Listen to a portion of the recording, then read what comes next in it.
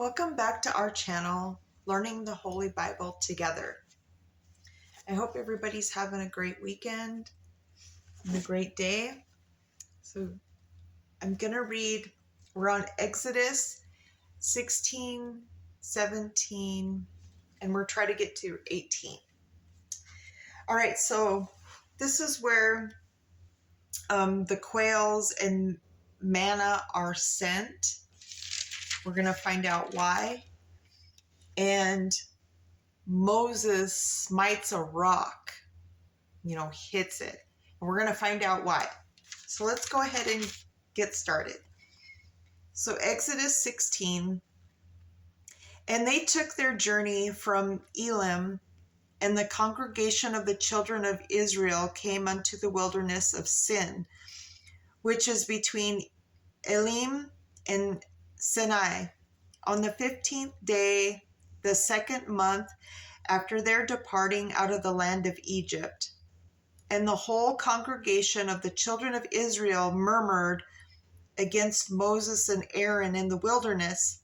And the children of Israel said unto them, Would to God we had died by the hand of the Lord in the land of Egypt, when we sat by the flesh pots, and when we did eat bread to the full.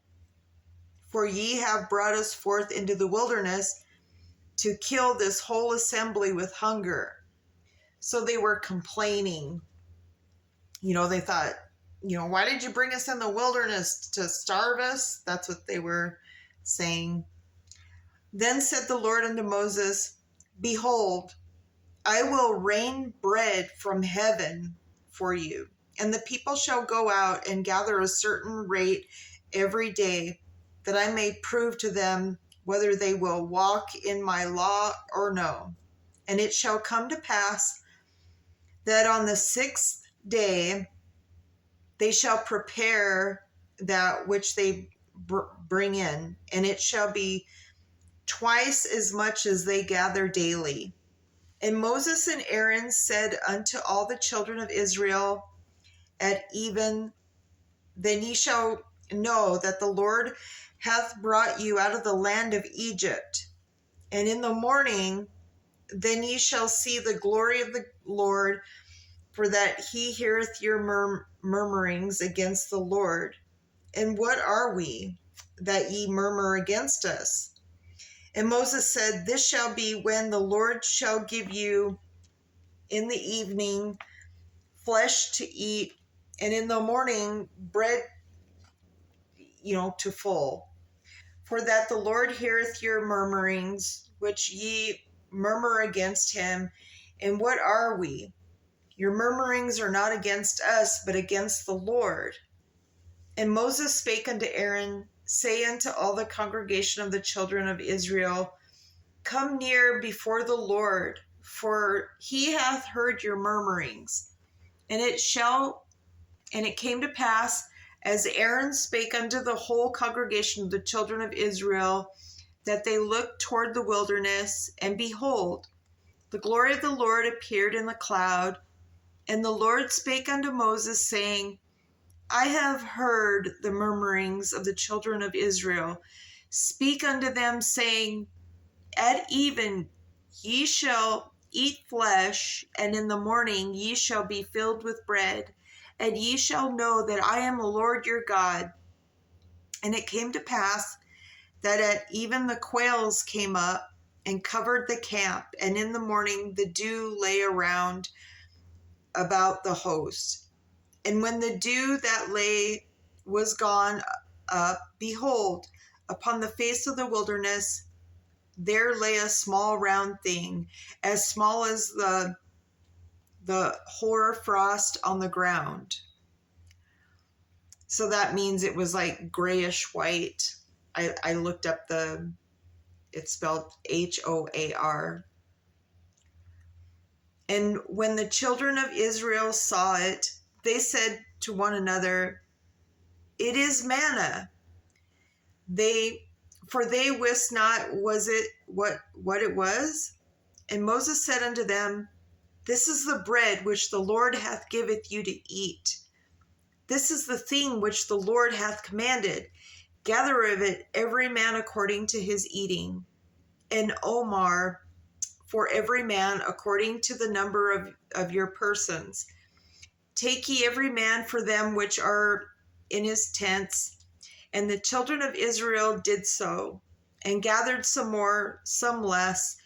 And when they did met it, and with the Omar, Omer, he that gathered much hath nothing over it, and he that gathered little had no lack. They gathered every man according to his eating. So basically, you were only to take enough for, who was in your tent. And if the ones that took a smaller amount, of course, they only took, enough for the people in their tent and per appetite, you were supposed to eat till you were full. And then Moses said, let no man leave of it till the morning. Notwithstanding, they hearkened not unto Moses, but some of them left of it until the morning, and it bred worms and stank. And Moses was wroth with them, and they gathered it every morning, every man according to his eating. And when the sun waxed hot, it melted. And it came to pass that on the 6th day they gathered twice as much bread, 2 omers of one man, and all the rulers of the congregation came and told Moses. So omers were basically like helpings. So when they say they gathered 2 omers, it means 2 helpings.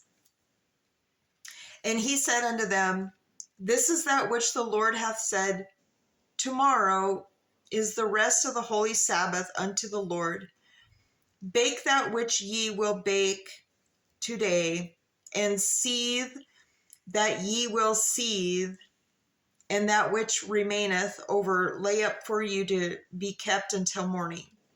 And they laid it upon the morning, and Moses bade, and it did not stink, neither was there any worms therein. And Moses said, eat that today, for today is a Sabbath unto the Lord. Today ye shall not find it in the field. 6 days ye shall gather it, but on the 7th day, which is the Sabbath, in it there shall be none. And it came to pass that there went out some of the people on the 7th day for to gather, and they found none.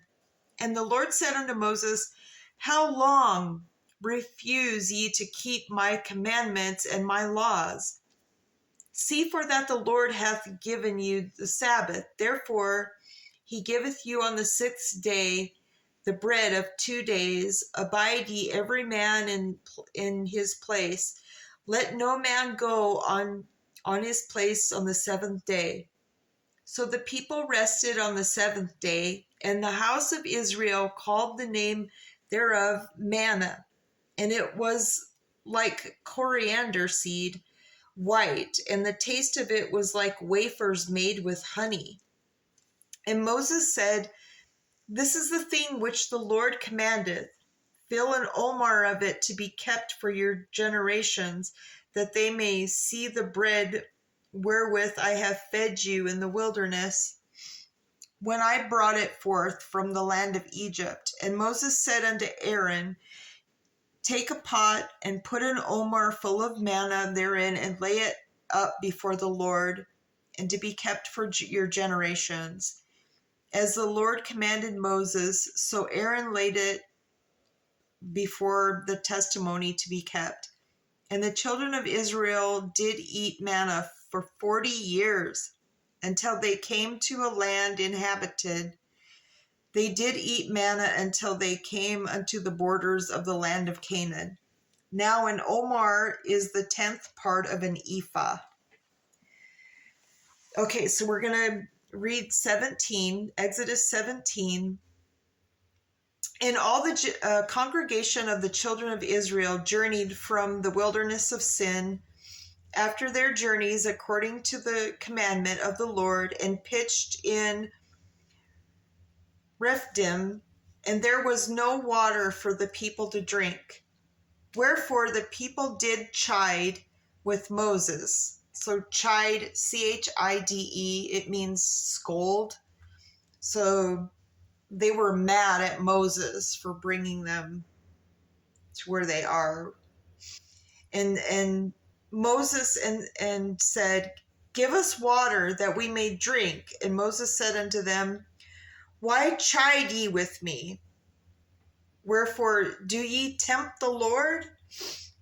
And the people thirsted for water, and the people murmured against Moses and said, wherefore is it that thou hast brought us up out of Egypt to kill us and our children and our cattle with thirst? And Moses cried unto the Lord, saying, what shall I do unto this people? They be almost ready to stone me. And the Lord said unto Moses, go on before the people, and take one of thee, the elders of Israel, and thy rod, wherewith thou smotest the river, take in thine hand and go. Behold, I will stand before thee there upon the rock in Horeb, and thou shalt smite the rock, and there shall come water out of it, that the people may drink.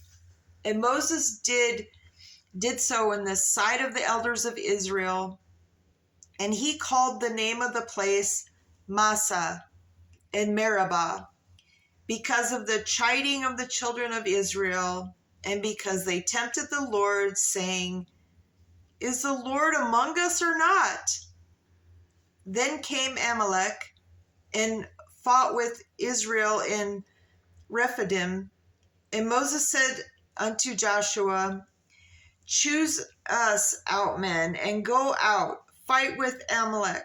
Tomorrow I will stand on the top of the hill with the rod of God in my hand. So Joshua did as Moses had said to him, and fought with Amalek. And Moses, Aaron, and Hur went up to the top of the hill. And it came to pass, when Moses held up his hand, that Israel prevailed. And when he let down his hand, Amalek prevailed. But Moses' hands were heavy. And they took a stone, and he put it under him, and sat thereon. And Aaron and Hur stayed up his hands, the one side and the other side, and his hands were steady until going down on the sun. And Joshua discomfited Amalek and his people with the edge of the sword. And the Lord said unto Moses, write this for a memorial in a book, and rehearse it in the ears of Joshua. For I will utterly put out reimbursement of Amalek from under heaven. And Moses built an altar and called the name of it Jehovah Nissi. For he said, because the Lord hath sworn that the Lord will have war with Amalek from generation to generation. And so we're going to go ahead and read 18. So this is where Jethro comes to Moses, and we're going to find out why. And so when Jethro, the priest of Midian, Moses' father-in-law, heard of all that God had done for Moses and for Israel his people, and that the Lord had brought Israel out of Egypt, then Jethro, Moses' father-in-law, took Zipporah, Moses' wife, after he had sent her back, and her two sons, of which the name of one was Gershom, for he said, I have been an alien in a strange land. And the name of the other was Eliezer, for God of my father said he was mine help, and delivered me from the sword of Pharaoh. And Jethro, Moses' father-in-law, came with his sons and his wife unto Moses into the wilderness, where he encamped at the mount of God. And he said unto Moses, I thy father-in-law Jethro am come unto thee, and thy wife and her 2 sons with her. And Moses went out to meet his father-in-law, and did obeisance, and kissed him. And they asked each other of their welfare, and they came into the tent. And Moses told his father-in-law all that the Lord had done unto Pharaoh and to the Egyptians for Israel's sake, in all the travail that had come upon them by the way, and how the Lord delivered them. And Jethro rejoiced for all the goodness which the Lord had done to Israel, whom he had delivered out of the hand of the Egyptians. And Jethro said, Blessed be the Lord, who hath delivered you out of the hand of Pharaoh, who had delivered the people from under the hand of the Egyptians. Now I know that the Lord is greater than all gods, for in the thing wherein they dealt proudly he was above them. And Jethro, Moses' father-in-law, took a burnt offering and sacrifices for God. And Aaron came, and all the elders of Israel, to eat bread with Moses and his father-in-law before God. And it came to pass on the morrow that Moses sat to judge the people, and the people stood by Moses from the morning unto the evening. And when Moses' father-in-law saw all that he did to the people, he said, What is this thing that thou doest to the people? Why sittest thou thyself alone, and all the people stand by thee from morning unto even? And Moses said unto his father-in-law, Because the people come unto me to inquire of God. When they have a matter, they come unto me, and I judge between one and another, and I do make them know statutes of God and his laws. And Moses' father-in-law said unto him, The thing that thou doest is not good. Thou wilt surely wear away both thou and his people, thou is with thee. For this thing is too heavy for thee. Thou art not able to perform it thyself alone. Hearken now unto my voice. I will give thee counsel, and God shall be with thee. Be thou for the people to Godward, and thou mayest bring the causes unto God, and that shalt teach them ordinances and laws, and shalt show them the way wherein they must walk, and the work that they must do. Moreover, thou shalt provide out all the people, the able men, such as fear God, men of truth, hating the covetousness, and place such over them to be rulers of thousands, and rulers of hundreds, rulers of 50s, and rulers of 10s. And let them judge the people at all the seasons, and it shall be that every great matter they shall bring unto thee, but every small matter they shall judge, so shall bear the burden with thee. If thou shalt do this thing, and God command thee so, then thou shalt be able to endure, and all the people shall also go to their place in peace. So Moses hearkened to the voice of his father-in-law, and did all that he had said. And Moses chose able men out of all Israel, and made them heads over the people, rulers of thousands, rulers of hundreds, rulers of 50s, and rulers of 10s. And they judged the people at all the seasons. The hard causes they brought unto Moses, but every small matter they judged themselves. And Moses let his father-in-law depart, and he went his way unto his own land. All right, so that's the end of Exodus 18. And so basically, Moses, he rescued the Israelites, from Egypt, from Pharaoh. He got him out of there. God helped him along the way. and the people could see that God is real. And now there's going to be, law and order. And we're going to read about that when we come back next. And I hope you guys are having a great evening. Remember, Jesus loves each and every one of us. He waits patiently for us to come to him. And until next time, have a great evening.